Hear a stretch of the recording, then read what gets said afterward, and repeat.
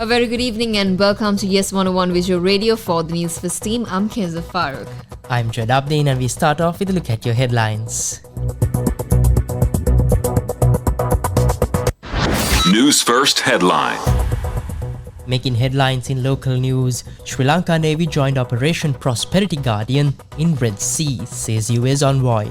Suspect linked to meat stall owner's murder arrested. In international news, Alexei Navalny's funeral to be held on the 1st of March in Moscow. In sports, Joe Root and Yashasvi Jaiswal take big strides in ICC Test rankings. Now, taking a look at your top stories for this evening, Sri Lanka had sent one of its Navy ships to support Operation Prosperity Guardian in the Red Sea, confirmed US Ambassador to Sri Lanka Julie Chang on Wednesday at an event in Colombo. She was speaking at the Pathfinder Indian Ocean Security Conference. Here's an excerpt from her speech. The U.S. continues to play an active role in strengthening Sri Lanka's capacity to protect its territorial waters. We have donated 3 former U.S. Coast Guard cutters to Sri Lanka's Navy and have provided a variety of other security assistance. We recently witnessed Sri Lanka addressing global challenges head-on and broadening its role on the world stage by sending one of those donated cutters to support Operation Prosperity Guardian that the President mentioned.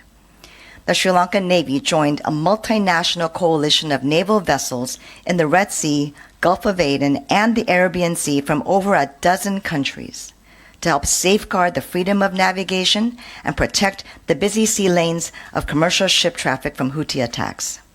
This is a clear demonstration of Sri Lanka playing an active role in helping to secure the global supply chain that benefits both Sri Lanka but also the economies of the world. Sri Lanka plays a vital role in facilitating the steady flow of goods as it hosts the only transshipment hub in South Asia. As you know, these supply chains represent the commercial lifelines for economies across the region and around the world. Not only is Sri Lanka contributing to the protection of those lifelines, but the Port of Colombo is facilitating that supply chain resilience by providing the storage and logistical movement of that essential cargo. And that's why the U.S. government, through our $553 million in financing from the U.S. International Development Finance Corporation, is helping to further expand the Port of Colombo's capacity by nearly 50% through the construction of the West Container Terminal.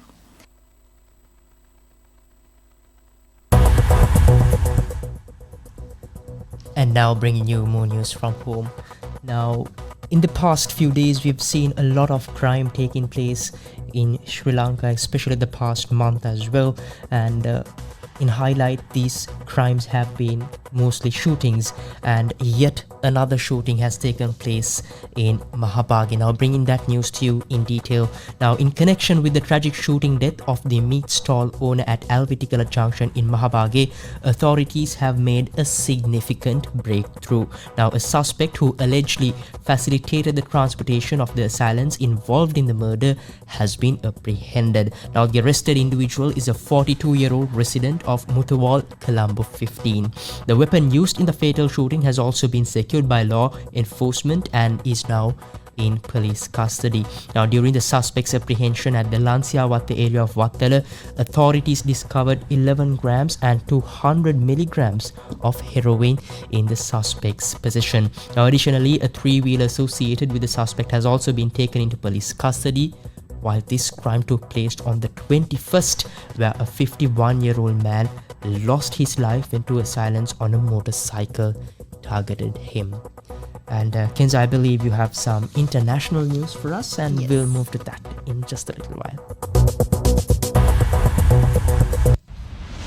International news. Now, Jawad, here's a topic, I would say, or more like a personality that has been making headlines in local and foreign news. Russian opposition leader Alexei Navalny's funeral service and burial will take place in Moscow on Friday. His spokesperson said after research for a hall to allow his supporters to bid farewell to him failed. Kira Yamish, his spokesperson, posted on X that a service for Navalny would be held on Friday at 2 p.m. Moscow time in the Church of the Icon of the Mother of God in the Moscow district of Marino.